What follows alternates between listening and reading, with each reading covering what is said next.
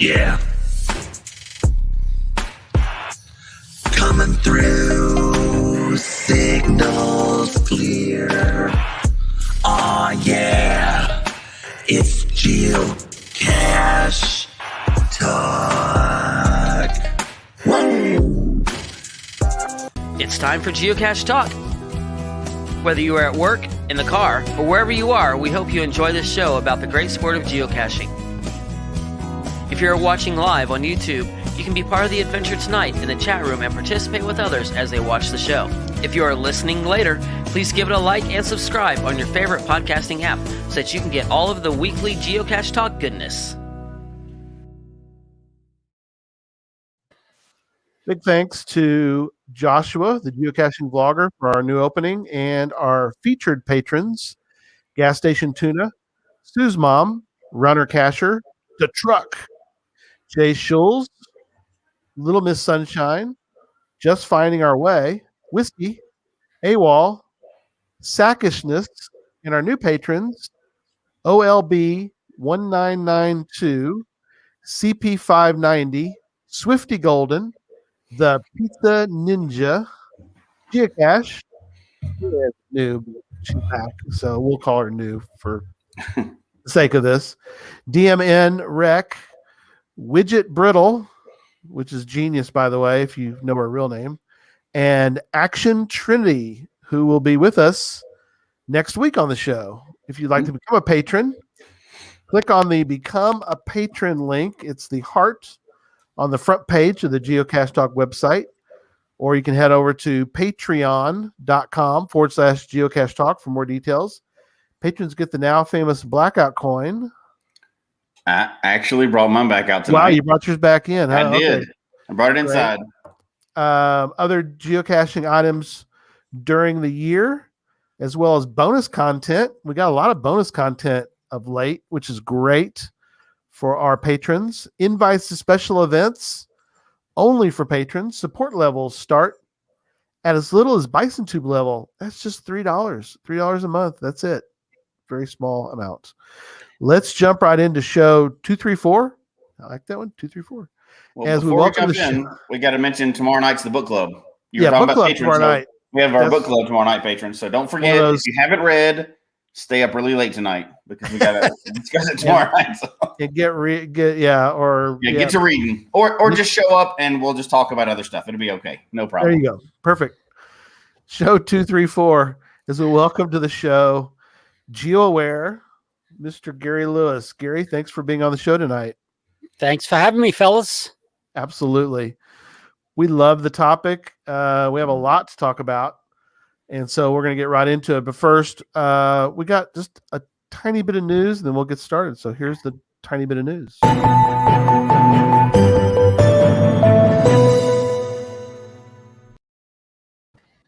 I wanted to mention tonight about something going on for the month of February. IB Geocaching is providing some very cool discounts for this month. So they're providing 30% off during the month of February. So Pete, our buddy over at IB Geocaching Supplies, wrote, how about if people place an order for plastic nano containers, custom buttons, or any of his non-trackable button sets during the month of February, and they get 30% discount when it gets invoiced to you. It'll be 30% off. So go check out ibgeocaching.com for that. And 30% off is huge, but don't they have to mention something to get that? Yes, thank you. Okay. Thank you. Appreciate that. Mention CacheCon when you do your order. Mention CacheCon, which was huge. Gary got to be part of the CacheCon as well, Yes. which we really thank you for that. That was a big hour, by the way, when you were on. We'll mention that a little bit anyway. Yeah, lots of good comments on that hour. Yeah, a lot of great comments. But mention CacheCon, get 30% off, ibgeocaching.com. And then Jesse, another item in there. Do you want to mention the other news item? The locationless cache. Yes. It's all fake. It's fake news. It's not fake real. news. Yeah, No, it's not real. Don't even look for it. No, it's not real. Yeah. I like that they're using the locationless caches. They're reserving those GC8 like neat, like they did, and the other one was GC8. Yeah. What was the other one? Frog, I think. Yeah, GC8 Frog. Yeah, that's great. The custom GC codes. But let's improve the outdoors, the locationless cache for basically a virtual CETO. You can CETO anywhere. It just started on February 6th, I believe. Send in pictures, tell them where in the world you did it, write a good story. During this environment, the pandemic, I think that's the best thing they possibly could have come up with. Because, we do a lot of CETOs per year. We work with the local schools and do CETOs and host them all over the place. And we can't do that right now. So I'm loving that they're keeping the CETOs going. We need like 10 CETOs for every bomb scare we cause. So we got to make sure we have a lot of CETOs out there. But this one's virtual. If you're watching this or following this at all, it's hugely popular. Tons of people are sending their information in on this one and logging this one. So now the interesting thing is the last time I checked on there, it had like 900 favorite points or something crazy, right? Crazy. But it was only like 23% of premium members favorited it. How do you not favorite a virtual CETO? Right, exactly. Who's like, they could have done better. Really? It's your effort. You did it. It was you could have done anything you wanted to do. You could have like re-roofed orphanage if you wanted to. And that's for another show. I know it's for another show, but it burns me up when I see something that cool and people don't favorite it. I know it's their own favorite points. They can do whatever they want. But come on, really? You get like a virtual CETO and you're not going to favorite that. I don't get it. But what is wrong? That's beside the point. That doesn't matter. You can do what you want with your favorite points. But come on, 23%. Stop. Yeah, we'll have to talk about that one night. Okay. I'll leave it at that. But it's a very cool thing. I hope they do it once a year. I really do. Oh, it'd be cool. Even when the world starts back again, anything that encourages people to get out and clean up, that doesn't cost anything. Go do that. So, a couple quick notes and we'll get right into it. IB Geocaching is on tonight. So if you have any questions for Pete, he is on. Thanks, Pete. We mentioned your 30% discount if they mention CacheCon. Darren's on. So there you go. We got the Australians are here, Gary. Good. So we're excited. Yeah. So it's like what, 1 o'clock there in Australia? What time is it in Australia? Yeah, something like that. Depends like Monday or Tuesday. It's a big place. It is a big place. That's true. Yeah, well, it depends on what time zone you're in. Obviously, you're right. Absolutely. And yes, Direwolf, I did finish my path tag board, which is back here. So, yep, I finished it, and I haven't stained it or anything else, but it is chock full of path tags. But that's another show. That's a good way to keep them all in one place. Yeah. Oh, there we go. It's 12 noon in Brisbane. So okay.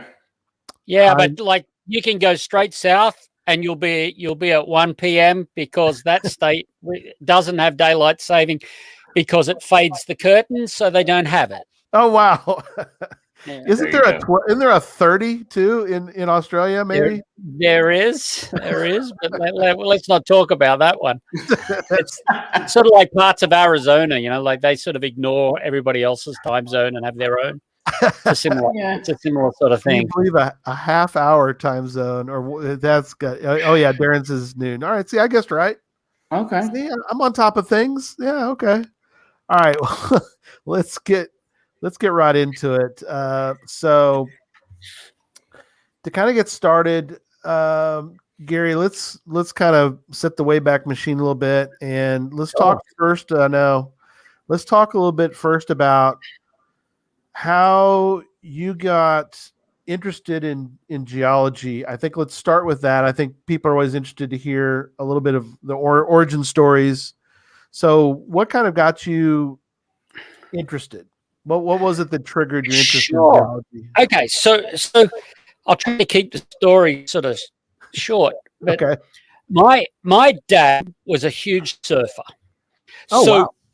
Every weekend, almost every weekend, we would be going somewhere so the man and my brothers would be able to go surf. And during the school holidays, we always went to places along the coastline that he could surf, and I had absolutely no interest in surfing. So as a young kid, I found myself wandering around looking at the cliffs, because if you're a surfer, all the best breaks are on the sort of the ends of the beaches, not in the middle. So I spent a lot of time going and looking at the rocks, and occasionally I'd find something cool like a fossil or what have you. Right. And I sort of got hooked. And at the same time, my grandfather was a mad goal panner. And once a year, he would drag me and we would go to the gold fields in New South Wales and we'd go goal panning. And Oh, wow. I sort of got hooked in that through that. So nobody in my family was really into geology. But I got hooked because of my exposure, because I wasn't interested in getting out on a surfboard and being eaten by a shark. Right. That's awesome, though. Yeah, Scott, he's in South Australia. It's 12:30, so we won't get into There you that. But thanks, Scott. We appreciate you being on tonight, buddy.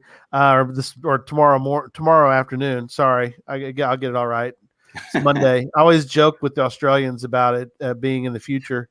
They let me know if the future is any good, So Right. But that's interesting. Yeah, and I have to mention Cache Canada. They're huge EarthCache fans, which I love. Yeah. Awesome. So we have a lot of fans, but that is fascinating. We really need to take our family to different places like this, because I talk about in the first book I wrote about my dad. We would, you stand outside sometimes, and you're just sort of waiting around for people, the brother to get his act together, and so we can all go somewhere, or whoever we're waiting on. And he would always take a few minutes wherever we were to kind of look around on the ground, and he loved to try to find clover, 4-leaf clovers. And so naturally, that's what my dad's doing. So I'm going to look too. So we're looking through and trying to find one. And, so there's always times when I think we forget that what we do can sometimes be positively mimicked by our family. Jesse, and Christy are love to get out and geocache, and of course the daughters have picked up on that and enjoy, even if they don't necessarily always go geocaching. I think, Jesse, you can speak to this though, that they love to get out and to sort of, I guess, mimic that idea that the outdoors is a place to be. Well, it's very generational for us too. Growing up, my family absolutely took every opportunity they could for us to travel wherever we could. And that was kind of new to my wife when she joined the family. Their family didn't travel that much. We traveled. I just thought everybody traveled at every opportunity they got. And I don't mean like Disney World. I mean like Grand Canyon. That was the kind of travel we did growing up. And then we did that with our family. Both of our girls, one who's grown now and one who's about to enter high school, they too think it's normal and to go anywhere in the world and travel all over the place and be outdoors. And, we asked them every year growing up, which is kind of funny that they're our kids, but every year, would you rather go to Disneyland or Disney World, whatever, or go on a cruise or go to this place, Hawaii or whatever? They have never picked Disney World or a theme park ever. Right. And now they're grown, and, every time they would pick somewhere nature or somewhere, like the beach or something like that over a crowded theme park somewhere. So that's not against Disney. So Disney, don't shut us down, but nature is good. And if you kind of teach them that early on, just like, you kind of learn, you spend some time out there, that definitely gets ingrained in you early on, and the interest grows. I think that's, and we're talking to geocachers, right, who love to travel and play outdoors anyway. So, but I think a lot of us have those origins like that. Yeah, I like my kids, especially my younger kids. I have 2 older girls that live in Australia, and they got dragged around as kids. And my younger kids, if you live in Maine, you're so close to Europe or Iceland. You Right. jump on a plane and fly there. You are closer to Iceland than you are to Los Angeles. So my kids have been there. Right. And and they've been like, my kids have seen more volcanoes than most people have had hot dinners. Right. But they don't understand that. That's awesome. But I think they don't understand it as kids. But when they're adults, all of a sudden they say, "Oh my gosh, I've seen all these places and I've met these people, and I've been to places where the culture is different." Yes. And it's got to give them a better appreciation that we're all humans on this globe heading in the one direction and get on with each other. That's Absolutely. my hope. No, you're exactly right. No, we are proponents of that for sure. Oh yeah. So well, and you realize that we are people that are here now, but if you want to get really into the big picture, the geology in the earth was here long before we were. And guess what? It's going to be here for a long time. It certainly is. When we're no longer the dominant species, the earth will still be here. We'll still be here. We're not the dominant species now. Don't kid yourself. Well, I'm not in my house, but I don't know the geological answer to that one. I know that I'm not in my house. Exactly. So let's take a couple minutes to talk about how this whole crazy thing started. So Gary, what, and somebody asked earlier, and we probably want to point this out real quick in that I mentioned that you're geo-aware, but Yep. there's a lot of geo-awares. GeoAware HQ is. Sure. Do all the EarthCache reviewers use a GeoAware type name? I do. Okay. So I have been geo-aware before even geocaching started. Oh, okay. So it was a handle that I used to do a whole pile of different things in different places. Like these are back in the days when the internet really just started and people had handles in chat rooms and things. And I was geo-aware. Makes sense, right? Geo and awareness, and it's the sort of thing I was into. Sure. So when we started geocaching, and I started with my older daughters, we started geocaching. GeoAware was the name I used, and then later on, when earth caching started, and we decided, or Groundspeak decided that they wanted to have a panel of reviewers rather than just one, we just took the GeoAware name and added letters after it to identify that this was a team of people that all worked together to do the reviewing. So GeoAware HQ, GeoAware USA 1, 2, and 3, GeoAware UK and EU, and so on. Cool. All around the world, they're all GeoAwares. That's awesome. So tell everybody. I know it'd be probably a long story, but take as much time as need to. But tell everybody the thought of, or in the process of, hey, we could maybe pitch this idea to HQ, and how did the genesis of this whole thing kind of begin? Okay, so it was one of those like perfect storms, So you had me as a geologist, but I'm a geology educator. I spent my entire career wanting to teach people about geology and why it's important. And as we move further and further on in time, that layer of geology that most people think is sort of like rocks and minerals, how boring, it underpins so much stuff. It underpins climate change. It underpins the use of fossil fuels and why we probably shouldn't be using them. It underpins all of these things, hazard mitigations and earthquakes and volcanoes and what have you.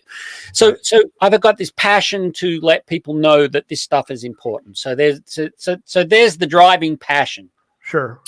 I had started geocaching, and a few of the geocaches that I went to were in amazing geologic places, but they weren't there to teach me about anything about the geology. I was just finding a Tupperware container, right? Right. So to me, it was like, oh, here's an opportunity missed for people to learn about that. So that's where I came in. Right. At the same time, I was working at the Geological Society of America. I was the director of education and outreach there. And we were working with a program called GeoCorps, which put geologists out into public lands in the US. So they went and worked in national parks and in Forest Service land and in Bureau of Land Management, BLM land. Right. And And there was this whole discussion that came up, especially with the national parks, but also with those other agencies, of geocaching and what geocaching was doing to them. And the doing to them is really important. There's two things here that people don't understand. The first thing is, it is against the law to leave trash in a national park, in a forest, or on BLM land. Right. And when I mean against the law, you literally can be fined for leaving trash. And they considered the leaving of containers as being trash, because no one was asking permission. They were going leaving in containers. Every now and then people thought they were bombs. You know the story, right? Sure. So that was happening, and that was a real problem for them. And the general feeling within the National Park Service at that time was that geocaching was a complete hindrance, because people were leaving containers behind, right? Right. The second thing that is really important, and it's the reason even today why we insist in EarthCaches that you get permission, is because there is this management by obscurity issue for lots of our public lands, and in fact for private lands as well. And what I mean by that is there are these amazing sites, either geologic sites, paleo sites, paleontological sites, archaeological sites, that are managed because no one knows they exist. So, excuse me, let me take a swig of whiskey. No, go ahead. That's that's interesting too, because I think we forget where we are now today, in that, and we'll talk about that as we go on, how things have kind of evolved in this kind of area. But you're right, we forget that there's that part of it was not around yet. So, okay. Right. So what that meant was, all of a sudden people had GPSs and they could go and tell their friends, hey man, I found this cool fossil site. And that management by obscurity, if you didn't tell anybody where it was, nobody would know where it was. And if nobody knew where it was protected. That just fell by the wayside. Right. And geocaching was playing into that game, because people would go and find a place and say, man, I found this place in a forest where there are all these garnets. And next thing you know, the next person to go there wasn't a garnet there at all, because people are going in with buckets and they pick the place clean, right? Or arrowheads, or you name it. Geodes, little geodes. Whatever happened to be. And not just geological things, you know? No. People go and say, oh, look, we found this really cool place to get rock orchids. People just go in and strip it clean. And I'm not saying this is just geocaching. I'm just saying just people in general. Right. So the national parks in particular said we need to manage that process. So we had a discussion as part of this other program, not related to geocaching at all. Why don't we go to HQ and say, listen, why don't we all get together and talk about these issues of geocaching in public lands? Right. So we invited HQ people, and we had Jeremy and Elias. Right. So two of the founding partners. Yep. Came down to Boulder in Colorado, where the Geological Society was, and we all sat around a table with National Park, BLM, and Forest Service folks, and we just all drummed out what all the problems were. And at that time,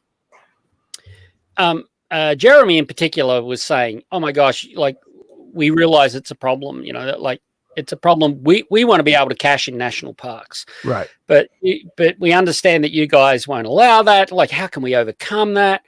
And out of that meeting was born this concept. Why don't we create a cache that didn't have a container? They sort of already existed, right? Because back in those days, there were virtual caches. Mm-hmm.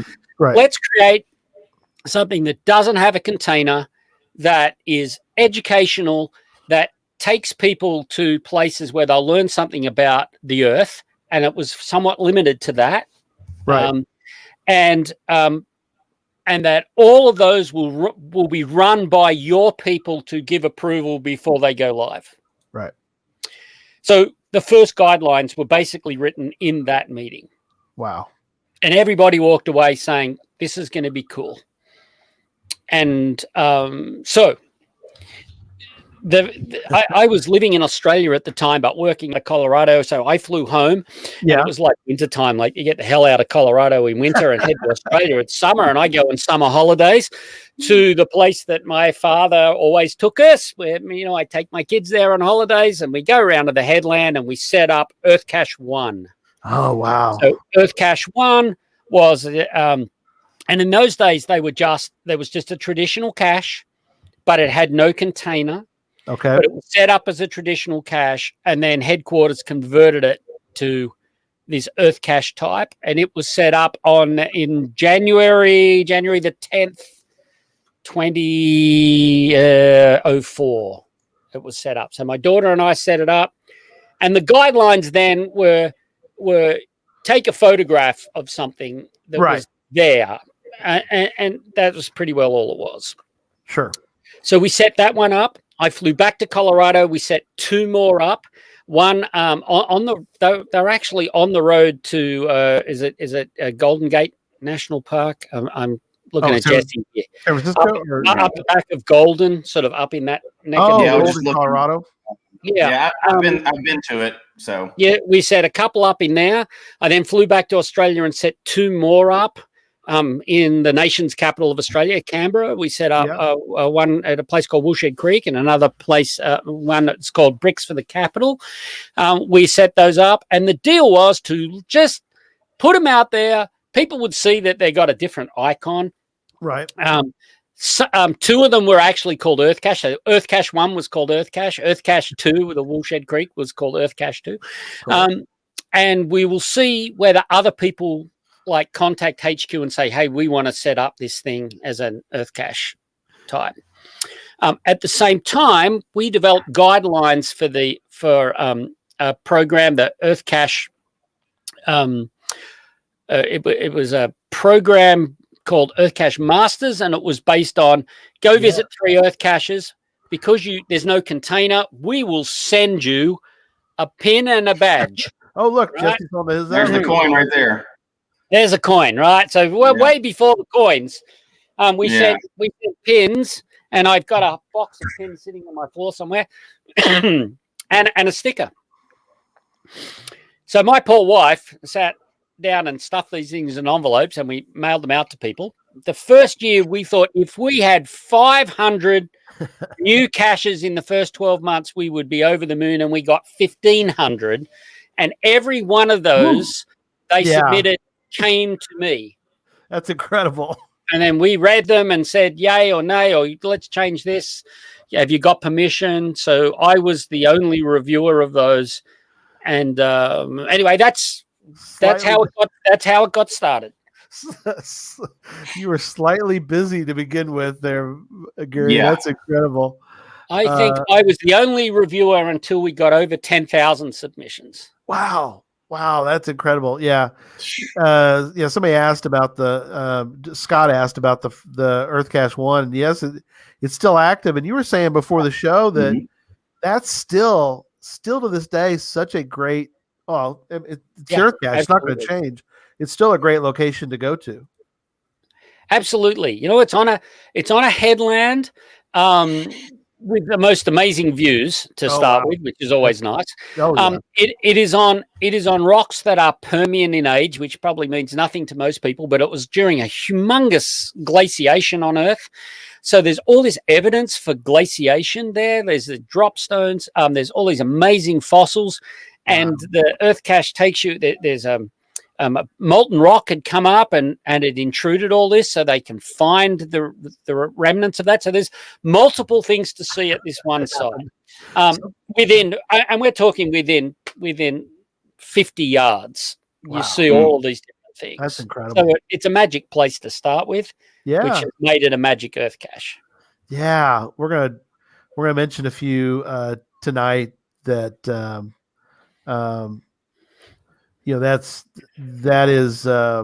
That's kind of things we're going to talk about, some of those tonight. But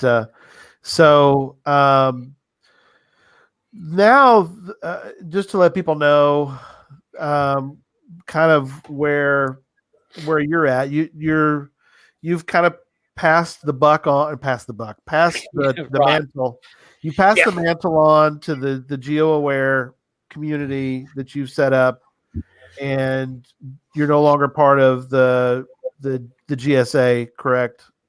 Right. So, gosh, about 5 years ago, I moved on from GSA, and at the same time had an agreement with HQ that, you know what, I am not going to review Retire. anymore. I am going to sit back and be like old man of the earth caches, like, There and you if go. people ask questions, like they do. But I'm still very much a champion for Oh, earth yeah. caches. But when it comes to changes to guidelines since I left, and I'm sure there's been some, like I'm not involved in that process, nor am I involved in any of the reviewing process other than keeping in contact with Sure. a handful of the reviewers who we obviously became close friends with. Yeah. I think it's interesting because people go and find GeoAware, they find my account and say, oh my God, this guy's got like 50 finds or whatever. Yeah, but yeah, it looks like I've had 50 finds, but when you've read 10,000 submissions, you got a pretty good idea what a good earth cache looks like. You don't have to go and see every single one of them. And like most reviewers, I have a caching name completely different when we go caching. Yeah, So, absolutely. Yeah, you keep them separate, but yeah. Still, which is great. You're still involved in a couple different things that I think are cool. So before we kind of get into some of the caches, I want to talk for a moment about a couple things that I want people to be aware of. One is the Geo Etsy website. Tell people a little bit about how that website, sort of how that came about, and I'm going to bring it up so people can see it, because there's a lot of cool resources that are on that page. So I started a website. Gosh, I guess I'm going to say 5 years ago. So, like when I left the Geological Society, I sort of started this website up. It is Geo etc. So it's Geoscience Education Outreach and a whole pile of other stuff. That's what the etc. is. There you go. So geoetcetera.com. And what I've got on the site is a whole pile of stuff for school teachers. Yes. But we also run adventures to take people to show them sites of where you'll learn stuff about geology all around the world. We run 2 or 3, sometimes 4 trips a year to different places. We normally run a trip to Hawaii once or twice every year. I become like a volcanologist, I guess, in my interest. That is awesome. We go to Italy, we go to Australia, we go to Iceland, we go to Germany. We go and take people to show them things of geologic interest. Most of the trips are made for teachers, but just every now and then, every like 4 or 5 years, we run a trip specifically for geocaches. Oh, neat. So in January 2022, there is a trip for geocaches to the big island of Hawaii, where we will be going and visiting some iconic earth caches, but a whole pile of other caches, including some webcam caches, and like they're almost a rarity nowadays, a webcam cache. Oh, I know. There's 2 active webcam caches that we go visit, and we spend a week and we have a pile of fun. And my side of the coin is we know where all the top places are, not only for geocaching, but places that the tourists never get to. Yes. We visit iconic caches. That's awesome. We go and get a pile. You'll get a pile of cache finds while you're there, but you get to spend a fun week with a whole pile of geocaches from around the world. And we look after your accommodation, all your breakfast, most of your dinners. We go to supermarkets so people can buy their lunchtime stuff. Sure. We pick you up at the airport. We drive you to everywhere. We drop you at the airport at the end. So you're not having to worry about any of that. And really, incredible. These are not expensive trips because we're not making money out of it. We're just covering the costs for people. That's our goal. Now that is incredible. Are these open to anybody that has an interest in this material, or does it have to be a geology educator? Or they're open. Our trips are always open to anybody. Some of the trips are specifically designed for educators, so people just need to know that we're going to sit and talk education stuff. But most of the time, that means that the level of geology is perfect for somebody who's an enthusiastic person who wants to learn about the Earth. You're going to pick it up. But sometimes people sit around over a beer at night and complain about what 4 purple is like on a Friday afternoon on a windy day. Like that's just the way it is. But we normally have on any of our trips, we normally have 1 or 2 people who are not educators at all. Right. The geocaching trip, totally open to geocaches. Right. From anywhere. Yes. So. No, that is awesome. That is cool. We talked briefly before the show about the fact that those trips are not designed to be power trail type stuff. I mean, that is not the point. That is for something else. This is incredible. And I'm so glad you do these because that is something that Susan and I have been to Hawaii several times, but to be able to have somebody along who could show you, because there were many times we were seeing things we're like, this is cool. It'd be nice looks to know neat, more but what about is it? Right? Yeah. Right. It'd be nice to know more about it. And so it's nice to have trips like that because, like you said, you're able to turn to somebody who like yourself and go, now what happened here? Because I'm not understanding at all why, especially on the Big Island, there's so much variation. Right. And that's the cool part is that, you got active volcano here, but yet if I drive a little further south, I've got some sort of strange lava formations here, but I drive a little bit further and it looks completely different. Right. Like these are this geocaching trip and the geocaching trip that we run to Iceland, which won't happen for another couple of years.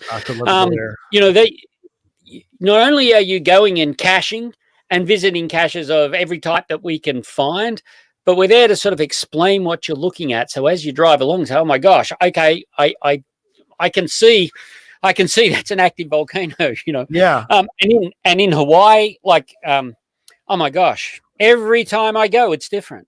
Yeah. That's how active these volcanoes are. So it's, we've seen change. It started in December. We have a lava lake now. Yeah. So cool. Yeah. You can get a cache and see a lava lake. Well, and it's just amazing. When that first sort of occurred, Susan and I, we pulled up the pictures and we looked at each other and going, we used to walk right there. We walked through that area.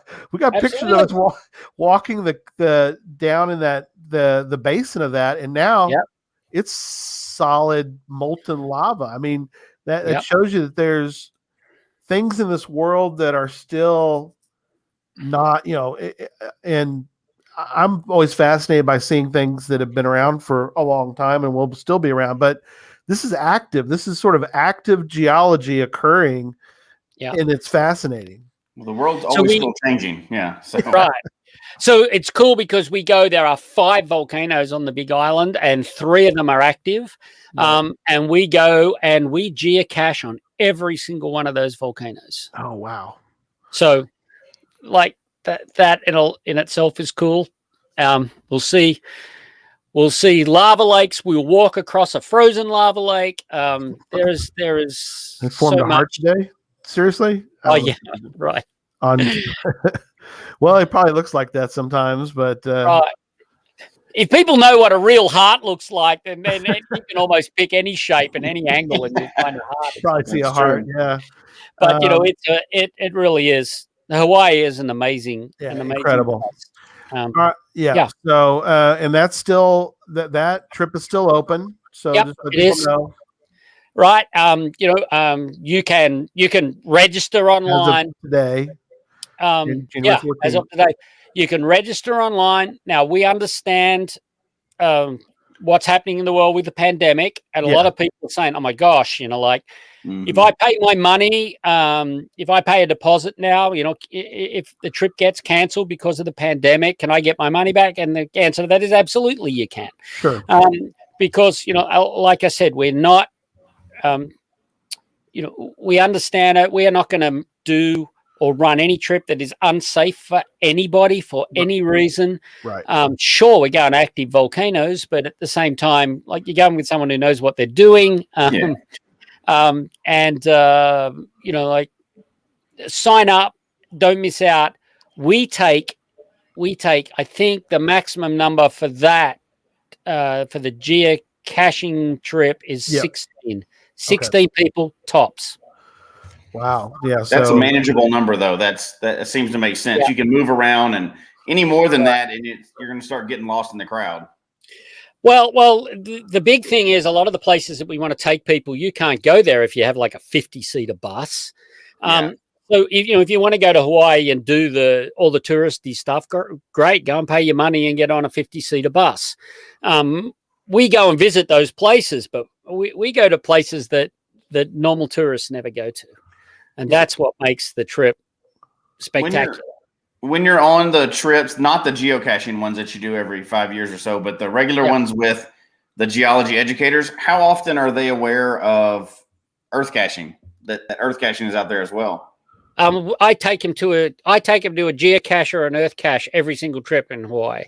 Oh, nice. So we go to Olivine. So Olivine is one of the older earth caches. It is the famous green sand beach. Yeah. And we go there and we explain what geocaching is for those people who've never done it. And when they're there, they can log it and log an earth cache. They can log a traditional cache when we go to South Point. Oh my gosh. And most people, most educators who have never ever been or heard of geocaching before, they get it's me, it's Gary. They get exposed to it whether they like it or not, which is sort of it's part of the program, right? It seems like if you're a geology teacher or a geologist in general, and all of a sudden somebody tells you about a game based on your career and interest that's been going on for 20 years, you're going to be kind of shocked. Right. Most people haven't heard about it. And here's the amazing thing, I think, is that they go home and they they bring up the geocaching app or they bring up the map and they see how many caches there are close to their home in places that they've never been. Yeah, absolutely. That's funny. That Olivine place is fascinating because it's not a place that most people, I don't think that most tourists don't really know about that beach because it's not really on any kind of typical touristy type of location. It's listed in some of the guidebooks. Some of the books, right. And people get there and they say, okay, so we have to, you've got to hike out. It's like 2 miles. Yeah. And it's not a bad hike, but the geology on the way is sort of fascinating. Oh yeah. But people hike out there and then you find this green sand beach which is in an eroded cinder cone. So it's like this cone. It's very spectacular. And then it's hot and bothersome and hike back, but we pay one of the locals and we'll get in the back of his pickup truck. And so we hike out and swim, and then you got your wet swimmers on and there's nothing there. There's no bathrooms. There's no change rooms or anything. And then a local brings us back, which just sort of makes it super nice. But people sort of say, like, how green is the green sand? I don't know whether you can see this picture. Oh, it doesn't come across as very green, but no. Right. Yeah. But the green sand is really, really amazing stuff. Oh, yeah. And of course, most people, well, I say that it's fairly common, but I mean, many people have not even seen a black sand beach. Right. And we visit one of those as well. Yep.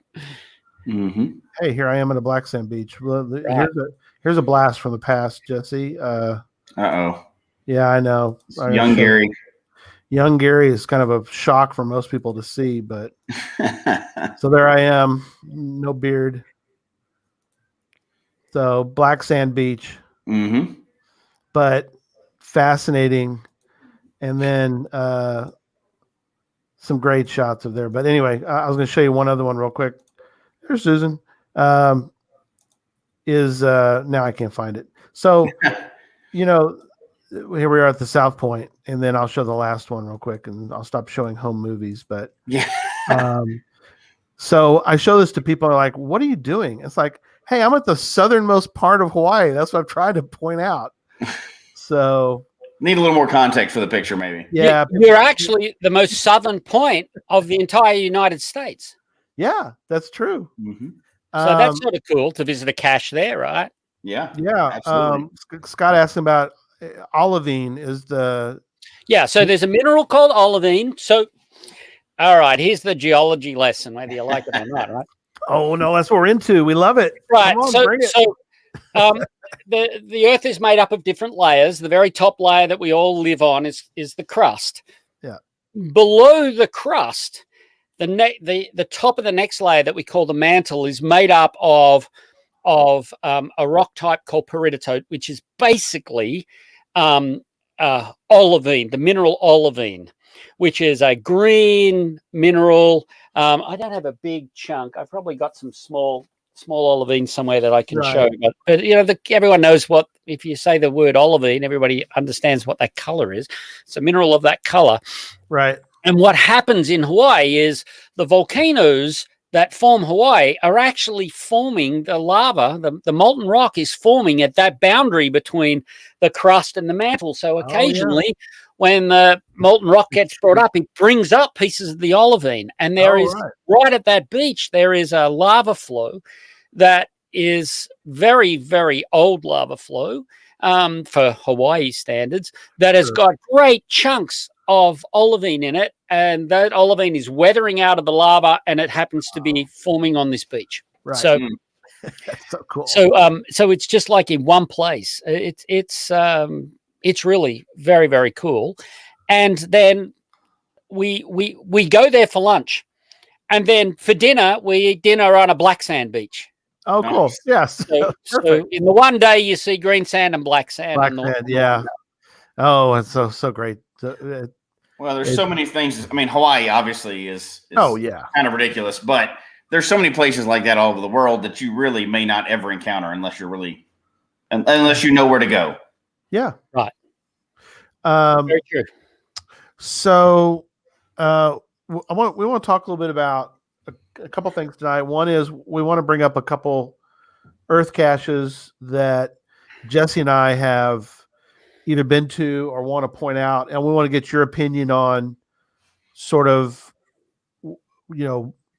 is this something that others could probably do? We won't get into maybe a lot of the minutia, but we'll talk a little bit about developing a proper earth cache page without getting into the extreme details. But we'll talk a little bit about that because Jesse's been highly active. How many up are you up to now, Jesse? You want to talk about how many earth caches? So people in the chat room are laughing because I don't go earth caching very often, and I've always kind of joked about it. I haven't found that many over the years compared to everything else, but I definitely probably published more last year than I found, without a doubt, probably 5 to 1 at least. But I published about 43 of them so far, and I got about another 12 in the queue. But kind of my answer to that is, and I've learned along the way, it started off terrible and built more, just like everything we do in caching. But even though they're not my favorite cache type to find, because although I do like hiking and I do like going to the locations they usually are, the thrill of finding the actual object for me is the number one. It's cool. But so many people do like them. And I would rather have a well-developed one out there than just another signpost version of the LPC. So I do publish a lot more, even though I don't really go find them. I will probably have, by the end of this year, published more than I've found, which is kind of a weird thing in earth caching. But you got to contribute somehow, right? That's where I can contribute, so I do. Yeah, and there are there's some fascinating ones, and we want to talk about a couple of those, and then we'll kind of get into maybe what people should think about or do in the future, because we want to have great earth caches, because we've Yeah. all we're all in a, hopefully you said too, Gary, that hopefully the geo-aware community will sort of push back on a couple different things. I know you talked about too during CashCon that we don't need to do another X. Another waterfall. Yeah, Yeah. we don't Another need glacial erratic. right, because there's parts of the world where there's plenty of those now. But you also nicely point out though that if there's something that is real common, say in Minnesota, and we don't need any more of those. Maybe though, it may be fairly rare, say in Texas. So there's the possibility that we're not duplicating. Right. Okay. Right. And in fairness, as we go through and talk about it, you don't have to have Gary's level of knowledge, and this Gary, I'm talking about GeoWare Gary's level of knowledge That guy. to be able to put these things out. And That guy. in fact, nobody expects people to have your level of knowledge when finding or hiding these things. That's not necessarily part of it. Exactly right. Yeah, you do not. And I would suggest that if you really want to set up an earth cache and you find a place that you think is cool, go there are some fantastic resources you can go and find out about the geology that you're looking at. Your state or province or territory geological survey normally have got great stuff on their websites for free. A lot of them have got field guides and road guides. There are books called the Roadside Guides, Geology of every single state in the US. I believe they're in the Canadian provinces as well. Some of the states in Australia, for example, also have got some of those roadside guides. Cool. So you can get those guides that will tell you what you're looking at. Right. And then it's a matter of turning around and following the guidelines for setting up an earth cache. And you need no more knowledge than that. And in some cases, you don't even need that knowledge. Sometimes it's a matter of, you go and find something and, it's super cool. You can still create an earth cache there without really getting deep into the geology. Sure. Earth caches that are written by people with PhDs in geology, in my experience, terrible earth caches. They're not, you got to, I follow the grandma rule, right? If grandma can understand it, right. My grandmas don't exist anymore, but if my grandma could have understood it, then I consider it would be great as an earth cache. Yeah. Or if my 10-year-old would be able to read it and get a bit of an idea of what we're doing, then fantastic. But if you think, people get too in depth, you've lost the point. The point is to get people who know nothing about geology to appreciate what's there. Oh, absolutely. It's not to give someone a degree. It's not a research project, Right. Right. The ones that I know, and Jesse and I will I think point out a couple that I think are really well done, and the ones that we really have trouble with, like you said, Gary, are the ones where I don't need to have, like you said, a dissertation, or you're going to want me to create or want me to give you 8 answers to 8 questions about stuff that happened that you really, it's like advanced geology. That's there are some out there that get a little tricky and a little complicated and too much. And I guess just like geocaching, there should be a range for everybody, right? People have different levels of things, but if they were all, and although it's funny, Gary, you mentioned research project. It doesn't need to be a research project. That is actually where I found some of my inspiration. I go to Boulder, their geology departments, and people have done and published papers explaining local geology to people.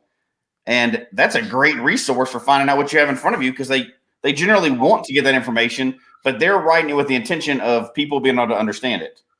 So But like the logging, you have to do a logging task, and lots of people get tripped up with this concept that I need to do a logging task, and the logging task has got to be educationally based and based about what people are learning on the site. Right. So it can't be how many steps have you climbed, or how many rungs on the ladder, or how many posts in the chair. Like they're not related to what you're looking at. No. But you don't need 9 tasks. You need one good task. Yeah. What you need? So there's such a balance there. Go ahead. Yep. So Scott brought up a good question. I'm glad you said that about the logging task, and this isn't about logging tasks necessarily, but I think you touched on it on CacheCon. So it has to be about geology. So, right. And it can be related to other things like waterfalls and vegetation if it's about how the geology affects that, not the reverse, right? Right. Like EarthCaches is there's boundaries that have been drawn around, and they were drawn around by HQ. Sure. That it has to be geology, earth science related.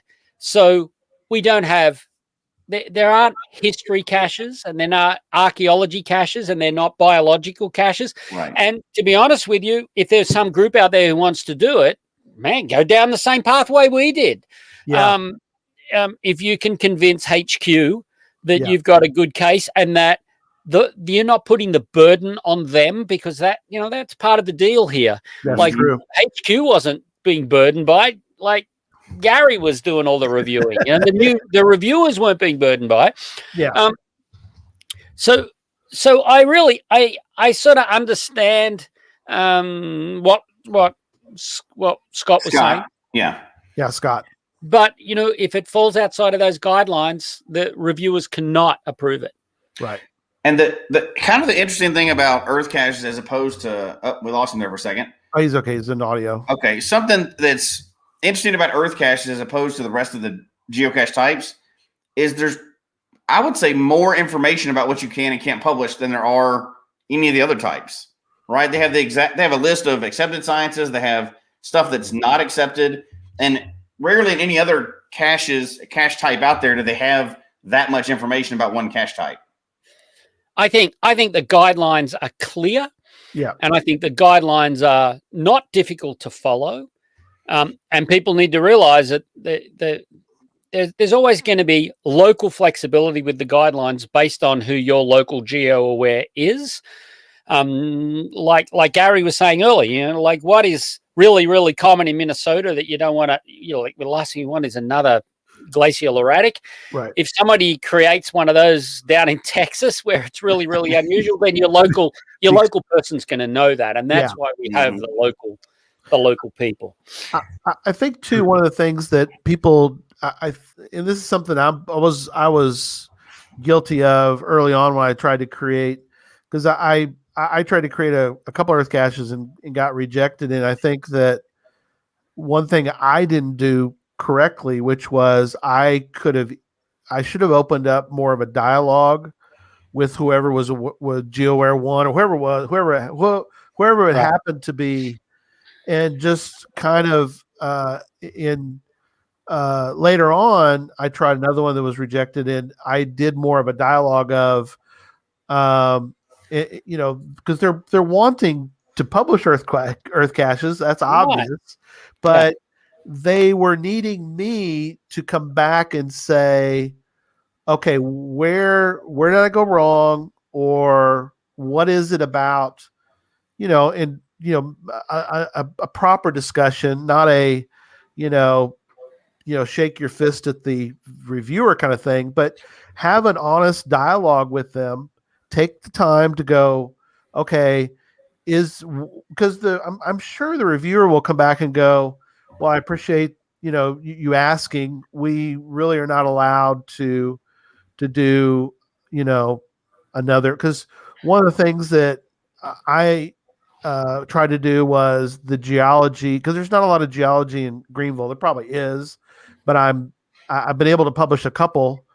Jesse helped me. We've been able to get a couple done, but I tried to do the courthouse. The courthouse is built with a particular type of stone, and so I tried to use that. And then because there's a courthouse in another part of Texas that is an earth cache, but it's a very old earth cache. So once they explain that that's something that's probably no longer allowed in the in the guidelines for that, once I understood that, it's like, oh, okay, I can work from that. I think people just need to take the time to find out why they did not get their earth cache. Right. And as some people have said in the comments, you go backwards and forwards with an earth cache reviewer way more than you would ever go backwards and forwards with a reviewer for a traditional. Sure. Oh yeah. Sure. And that's fine. And once you get into the swing of the process, then you'll find you'll get earth caches reviewed quickly and with less problems. But I got to tell you, the two big problems in reviewing earth caches. Number one, permissions, where people turn around and say, "Well, it's in a local park. I don't need to get permission. Sorry, you need permission." "Oh, but it's in a national park and anyone can go there." Or the one I love, "I pay my taxes for that national park, so I should be able to put a cache in there." Yeah, but you don't understand that obscurity problem. Yes. So you need to get permission. And the harder you push back, then a reviewer might turn around and say, "You know what we want? Tell me the name of the person you've spoken to, and we will call them." Right. Right? Yeah. So we're serious. We're dead serious about that. Yeah. So that's the first thing. The second thing is people logging tasks and doing bizarre things with logging tasks, either not related to the site at all. Right. How many stairs did you walk up? It's just not related to what you're looking at. Right. Or really bizarre things like must include a photograph of yourself wearing a bikini. Yeah. It happens. Jesse. I look great in a bikini. Oh yeah, me too. No. Wow. But if you're not allowed to have a photograph. You can't insist on a photograph. Yeah. Is the bottom line. So they recently changed that though. They've gone back and forth on those rules, so they're starting to allow those again, which is good. Optional. But a photograph, if you go to if you put an earth cache in and you say the logging task is to take a photograph of what you see, it will not get passed. Not allowed. No, absolutely not. So you can't, there can't be good, a logging, and people really struggle with logging tasks. But I say, well, what are people looking at and what do you want them to learn? And your logging task should be to ask them a question that shows you that they've learned what they're looking at. Yeah. It's not hard. No. It really isn't. It really isn't hard. But I think that's one of the good things they have done. They have stayed up on the rules. So, like we had this discussion that you could take a picture and then you couldn't take a picture. And when the way they added it back in recently, I think is a good thing. And you alluded to this a second ago, but they say the photograph is not it's not a substitution for good questions for logging tasks. Exactly. You can do it. And I like what they also did, because we live in a different world than 20 years ago, right? They said you can also use a proxy. So if you don't want to have your face on there for some reason because of a job or whatever else, you don't want it, you can put your GPS in there or something else. So there's some people that, don't want to have their picture on the internet, and everybody has their own stuff, which is cool, but you can still have a photo with something like your caching name in it or whatever. So they've opened it up where you can still have the photos, but it's not going to bog people down. I think they've kept that updated with the times, which is really good because it keeps the cache type healthy. Yeah, I like that a lot. And I just want to jump in here about as a cache owner, and I own a pile of caches of various types, including Earth Cache 1. I'll tell you the one thing that bugs me as a cache owner are the people who log years later. Oh, yeah. Like, is it just me when someone says, "Oh, we visited Earth Cache 1 in 2018 and I was there on holidays," and I say, "Well, I don't know about that." But I struggle with that when you've got to do you have to do a logging task, and that's a logging task you should do while you're there and send it in. Now, do you have to Does the cache owner have to reply to you about the logging task? And the answer to that is no. Okay. If you send the cache owner the answer to the logging task, you log, right? Yeah. So you're not having to wait for You a don't have cache to wait owner on them. to Yeah. respond. Right. You know, so people say, "Well, I got to do a logging task." But please do it and do it. Sure, I understand you might be on the road, but there is internet everywhere now, and there's absolutely no reason why you can't log within a couple of days when you visit caches, any type of caches, but earth caches in particular. Well, it's funny because I made the mistake one time of publishing caches because I was part of a mega event. In fact, it was Geo Woodstock. So part of my thing was to publish I'd publish an earth cache and then one cache of each type so people could find them while they're at the mega. And that was in 2015? 16. I still get logs on them. Like, hey, I was caching with my dad then, or I'm just now catching, and I'm like, oh my god, seriously, like 6 years later. But I know. what am I going to do? Go and check the 8,000 signatures on a log somewhere that doesn't even exist anymore? You know, I'm just like, okay, whatever, man. I don't care. Yeah, and now we're just having the regulation gripe. It's not necessarily about earth caches. I hate the people who say, I came here with 19 other people, and one person sent the answer in, so I'm logged in. One person. And my response to that is, no, you tell me what the answer is. Like, I'm not trying to be a dick, right? Yeah. But it's like I'm as a cache owner, I put the effort in, and I'd like people not to try to get around the issue of they've got to do a logging task. Yeah. You know, Do I delete lots of logs? No. But just occasionally when I get a run of things like that, and the funny thing is when I get the one person do like 3 or 4 of my earth caches, like within a day, you know, it's like How did they? Yeah. You know, it's a medal or something. How are they traveling across? You know, nobody wants to be the cache police, though, right? And go behind and deleting logs and stuff like that. But oddly enough, I seem to communicate more with people that send in answers on my earth caches than any other caches that I have out there. So, because you generally communicate some, you know, and I actually have had 2 people DNF earth caches of mine. DNF? Which doesn't seem like it's possible, but which is sort of strange. It is strange to see. Although I have to tell you, the photograph behind me is of the Three Sisters, which is a famous site in the Blue Mountains outside of Sydney. Yeah. And I have taken my wife there, and she did, and we stood exactly where this photograph was taken. Right. And she could post a did not find because it was a complete whiteout. It was just fog. Wow. So she could say that she's been there and did not find the earth cache, right? Yeah, that's true. One of mine was like that too. It does happen. The funny thing is, one of mine was like that, and the other one was the guy said he just couldn't figure it out. Sure. Now, in fairness, though, so if somebody does that, they went there and they tried. I emailed back and forth with that person for a couple of times. I was like, "Whoa, hold on, don't give up this quick. Tell me what you did see." And we talked about it. Like you just got all the answers. That's all right. You got the cache. You actually, took a picture and everything else. It's like, go back and change your DNF. You found the cache. You do know the answers. Because I don't want anybody to have to DNF. Now the whiteout one's different, right? If there's a snowstorm, yeah, I get that. That's just somebody being. But I wouldn't even. Honest. But why even put a did not find? You know, right? It's the reason why you didn't find it, right? You wouldn't have found anything that day. Now, who is that honest? Yeah, exactly. Anyway, I want to again.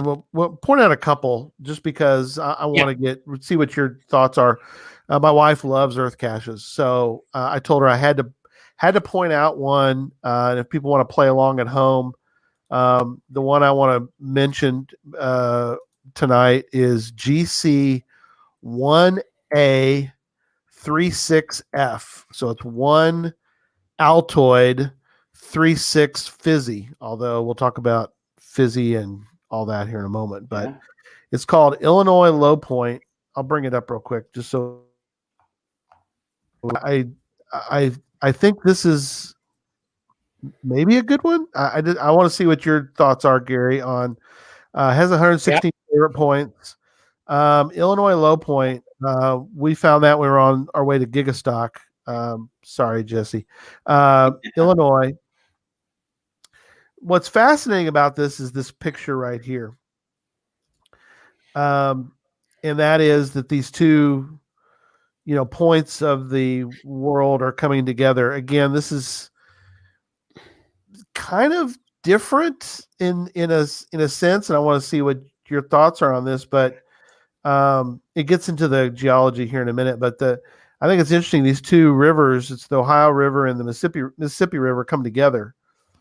And when you're there, it's obviously much more dramatic. Any kind of earth cache, you need to be there because that's the point, really, is to be there. This one has a great write up of different things, but I think it's interesting the part about they're It's a good example of what was really good then, but like the convergence, they don't really allow those anymore They don't because have so those many anymore, people went right. out and copied it. It's a very old one. It is what was this one? 2008. Yeah. Yeah. So a different type than, like you said, that you see today. So doesn't really have some of the things that probably would be part of an earth cache today, probably. That they don't really allow those anymore, do they, Gary? Yeah, my guess is this would struggle to get published today. Right. Mm-hmm. That's interesting. But yeah, it's sort of like the waterfalls one. Mm-hmm. Yeah. So let me just explain what I mean by that, because I say it and then think, well, everybody knows what I'm talking about. So the waterfalls one, what people do is that there was a simple classification of waterfalls. Is it a single drop? Is it a multiple drop? Is it a cascade? And you go to Google and you take types of waterfall, and there's this classification. And what people were doing, they were going every waterfall, and they were turning around and saying, well, your logging task is, here's a diagram. Your logging task is pick one of these. Yeah. Which one is it? Well, you only need one person to take a photograph and put it in the thing, and and people will do it. And it's not, it was okay once or twice, but it's not okay to have 15 that you can drive to in a day like that. Mm-hmm. Exactly. So we turned around and said, okay, no to these. You can still do a cache at a waterfall, but what you do with that cache, your logging task, can't be classification. Can't just be a cut and paste from somebody else's. Gotcha. And so people have a tendency to want to do that. They go to an earth cache and say, this is great, I could do this one when I'm back home.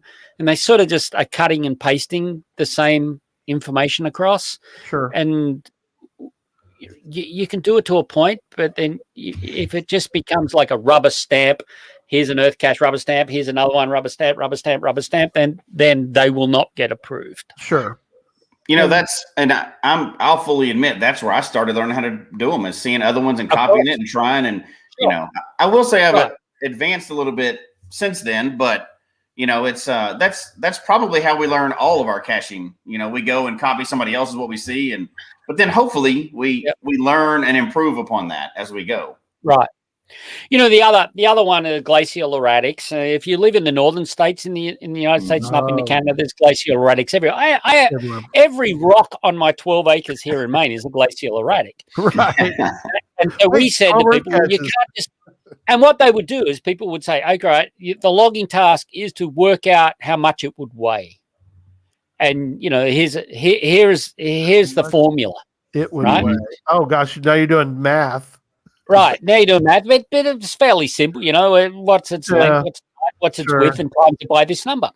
So after a while, we said, well, there's just too many of those. Yeah. Now there is an occasional one that comes along that we would say, oh my gosh, we're going to publish this, like Madison Boulder in New Hampshire, the largest glacial erratic in North America. Oh wow, that is cool. And the Canadians will all say, no, it's not. But it's humongous. It's huge. So yeah, that makes sense. But you don't need to calculate its weight. Like that Yeah. isn't the logging task. Give us some other logging requirement. Right. But here's the really, really interesting thing about glacial erratics is that although we turn around and say we're not publishing anymore, if you go and do a search on glacial erratics in earth caches, you can actually map where they all are, and you can draw a line where there's no more earth caches to the south because the glacial erratics aren't there, because that's as far as the ice sheet went. Kind of funny. That's funny. In a way, it's like crowdsourcing a research project. Yeah. Oh, you're right. Yeah. Now, going from that. As Gary's pulling that one up, I got a question to throw out to the audience because I always have to, poke the bear. Could you imagine if a regular reviewer said, you know what, we can't publish this because there's already too many LPCs in the city? Oh no, Jesse be all over that. Hey, we already have a cache under a bush here. That's a medicine bottle. We already got that. We're not going to publish any more of those. Come up with something new. This one, it's also why earth caches are cool. There you go. See, I love it. There you go. I set you up for that one too easy. Come on now. Wait, I thought earth caching rocks. Oh, yeah, there you go. So bad. You gotta have that sounds like something from the. That sounds like something from the Geo podcast, right? So. That's right. Yeah, we did. Well, yeah, we haven't mentioned that yet, so I had to get podcast, to that. Yeah, absolutely. There's a taste of things to come. Yeah, we'll talk about the Geo podcast. Well, that in a minute, but yeah. So tonight we're I Heart EarthCaches, since it is Valentine's Day. If you're listening to this later, we are doing the show on February 14th, and I did want to point out, somebody, Facebook user, said I'm on a Valentine's date night, but checking in. Shh, don't tell my hubby. So that's hysterical. We kind of busted the person. Sorry, but Eternal Flame. This is interesting, I think, because it is kind of one of those things, Gary, that are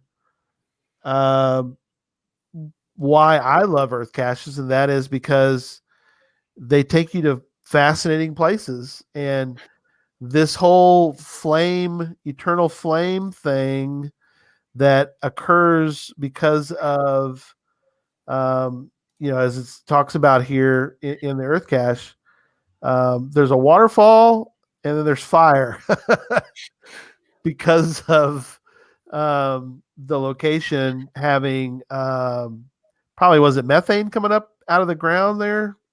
Yeah, Gary? I guess. Natural gas. Yeah, natural gas. Okay, not just regular natural gas coming up. So, which forms, obviously, we hear about these kinds of situations, but it's just fascinating where it's located and why, the fact that it's coming up in this particular location with a waterfall over it makes it just a fascinating point of geology. Yeah, that's this is a beauty. It's strange, but it's got a simple explanation. It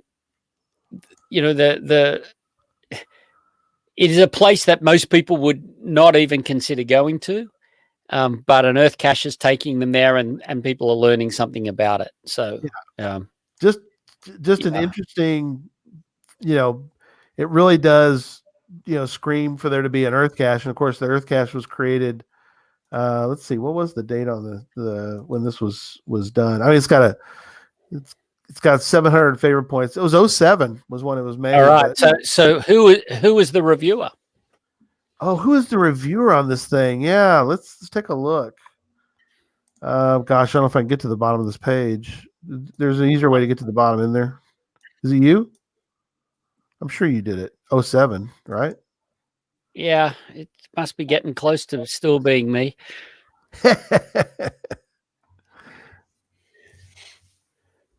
We're getting there. There's probably thousands of logs on that thing. Yeah, I don't think I'm gonna get there that way. Is there a quicker way to get to the bottom? Jesse, Scott said he's going to pull it up for us. Okay, great. While you're doing that, so one of the things that as we start to get to the end of the show here, one thing is it is Gary. It is well, GeoWare. Well, there you go. Yeah, I had a memory of that, but I have a memory of way too many of them, unfortunately. Is there other things that people should be? I mean, obviously, I think the one of the main points I think tonight that was really, really helpful.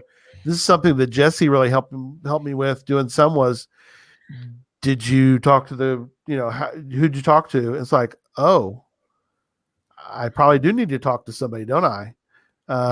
There's Right. I have one in a local park, and he goes, "Did you go talk to the local park guy?" He goes, "Oh, not yet, but I will." And so I was able to.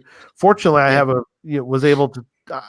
I've talked to my Parks and Rec guy here locally before because I put traditional caches in the local parks, and I wanted him to be aware of them, so it was a little bit easier. But again, no huge problem. It's just that people just don't take the time to do things like that. It was easy to do. I said, "Hey, I'm putting an Earth Cache." I had to kind of explain what Earth Cache was, which is a great chance to be an Earth Cache evangelist a little bit. But when I explained to him, I'm putting it in this park. There's nothing physical there. People are going to be coming there, and they are going to be doing some, looking at and calculating and so forth. So, is that's something we really want? Well, obviously we really need, and that is people need to take the time to do something like that. Mm-hmm. But it's without saturation, right? The best way to protect an area is not tell anybody about it. But right. Yeah. So one of the, I will say this: when we first started off, getting an Earth Cache published for inside a national park was almost impossible. So we were very deliberate about it, and we found a guy who was a cacher that was associated with Acadia National Park here in Maine. I wasn't living in Maine at the time, right? And he was in a national park law enforcement guy, but he was a geocacher, and he made a comment to me one day, sent me an email saying, "You know what? I'm using geocaching as a way to send people around to learn something else than what's on interpretive signs." Mm-hmm. So, and what he had done was you go from sign to sign, but on the back of the sign, he'd put more information. So it was sort of like a strange thing to do. But so we got a geologist to go and work with him, and they placed Earth caches within the park. And because he was law enforcement within the park, it made life easier. Then all of a sudden, we had a park that we could point to. Okay. So when somebody else said, and they said, "Well, I'm trying to speak to the park people," so tell the park people to speak to this guy at Acadia National Park. Oh, gotcha. So now when you go to a national park, most of the national parks have heard of it. They know about Earth caches, and sort of the ice is already broken. Oh, neat. But here's the thing. Lots of people say, "You know what? Place it first, get permission afterwards." Not with the national parks. No. Talk to them. Absolutely talk to them first. That is the way to do it. If you go about it the other way, chances are the national park will say no. And if you try to get something published, and if you say, "Yes, I've got permission," we ask for the name of the person and we contact them. Yeah, absolutely. GeoAwares will contact them. Yes, exactly. When I'm doing an Earth Cache, when I'm submitting a new one, one of the first contacts, now it's usually 2 or 3 contacts each time I'm doing it, because all the GeoAwares I've talked to have been super helpful, because I'm not a geology expert. But get it published from the very first thing. I start off with, one of my reviewer notes is permission. Here's who I talked to. Here's their position at the park, and here's their phone number and email.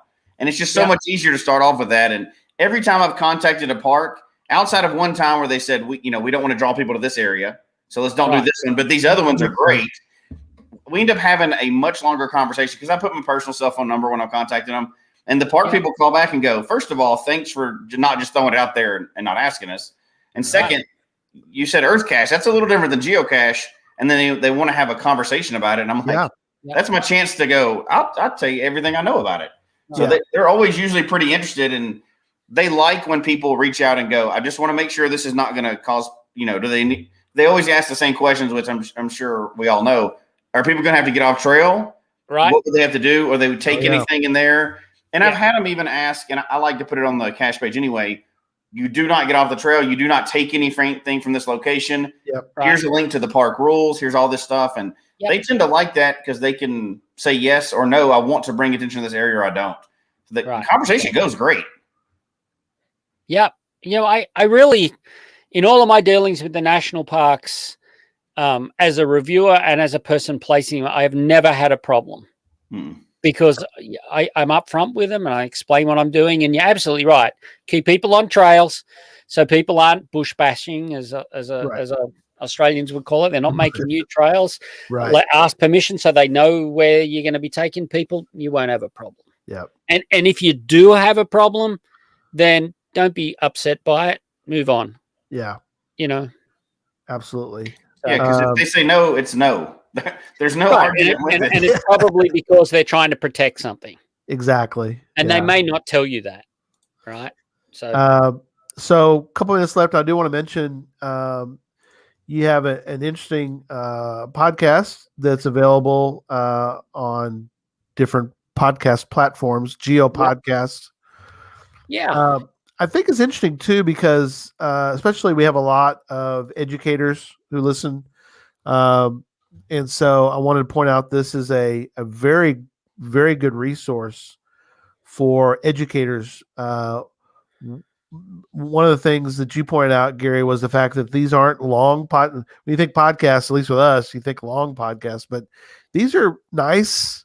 10-minute, 9-minute, right around the 10-minute mark for these, but also great for geocachers who want to know more about some particular aspect of something because they may be wanting to do proper logging requirements or just understanding them. Understanding some of the earth caches you find. There's great snippets in there that are directly related. Exactly. I mean, and that's the point. At least as we start to wrap up, my last takeaway for tonight that I wanted to mention just was that I want more people, and I want to do it as well, but I want people to go to an earth cache and walk away from it more knowledgeable, more educated, more entertained by the world we live in, and be able to step away and go, I really enjoyed going to that location, and I feel like that the process I went through was fun and educational, and I didn't have to write a dissertation. So, Jesse, I guess some final thoughts from you, and then we'll get Gary's final thoughts on tonight. Well, I could ask Gary questions all night about earth caches because it's the caching, the part of caching I know the least about, right? Like the other ones I've learned a lot over the years. I'm just now getting caught up on earth caching, and I think that's where a lot of people are. A lot of people find way less earth caches than every other cache type, not just because there are less of them, but because there's this entry barrier for a lot of people. They think I don't know anything about geology. I don't know how to answer the questions, and or I can't publish them because I'm not a geologist. And I think this, and then CacheCon and a few other informational shows have been out there recently, are kind of open people's eyes to it. It's obviously different than geocaching, but they are designed for everybody. You do not have to be an expert. You should be able to figure it out from where they are. And if you don't do them because you don't like them, that's one thing. You don't want to go to beautiful places, or you want to do power trails, or you want to do all these other things. But if you don't do them because you're afraid of them, that's not the message we want. We want people to know that they are for everybody. Whether you like them or not, that's your thing. Some people only like to do gadget caches or whatever. That's cool. Everybody has their choice, but we don't want anybody to not do them because they're afraid of doing them. Yeah. So great point. Yeah. So Gary, I guess for tonight, and we'd love to. We'll come back sometime, and hopefully we'll have you back on. We'll talk about some other more, maybe get into some more details on different things. But what are some final thoughts you'd like to give to people tonight? Well, I invite everybody to come and check out the geoetcetera.com site, and in particular, the geocaching trip to Hawaii. Yep. I am sure once everybody gets their shots in the arms here in North America, we are going to get booked out really, really quick, because I think that's what people are waiting for. And I got to tell you, normally we have a waiting list of 20, 30 people. We have got 400 people on the waiting list for that trip. When I say on the waiting list, they're on the email list. Yes. And all of a sudden there's going to be a rush, and I get people's hesitation now. But for Earth Caches, our little tagline for Earth Caches is "Let the Earth be your teacher," and that's what Earth Caching is all about. It's there to teach you about the Earth. Whether you are creating an Earth cache, you learn about it as you're doing it, or you're visiting an Earth cache. We really want you to learn something that is cool about our planet, and that's why we set them up. And I'm absolutely delighted that they are going strong after all these years. So, that is awesome. And thank you for inviting me on. This is great fun. Oh, absolutely. Yeah, we love it. So, all right. Well, let me hit the button and we'll wrap up for tonight. If I can hit the right button. Here we go. Folks, we hope you've enjoyed the show tonight. Please email us your comment at geocachetalk@gmail.com. Don't forget to follow us on Twitter, Instagram, and Facebook. The show can be found on Apple Podcasts, Stitcher, Radio Public, or Spotify, as well as at the Geocache Talk website. Don't forget to click that subscribe button below and ring that bell notification so that you can see and hear the show on a weekly basis. And tell your friends about the show. Get them involved with us in the chat room. And until next week, don't just talk about geocaching, go geocaching. There we go. Good night, everybody. Good night.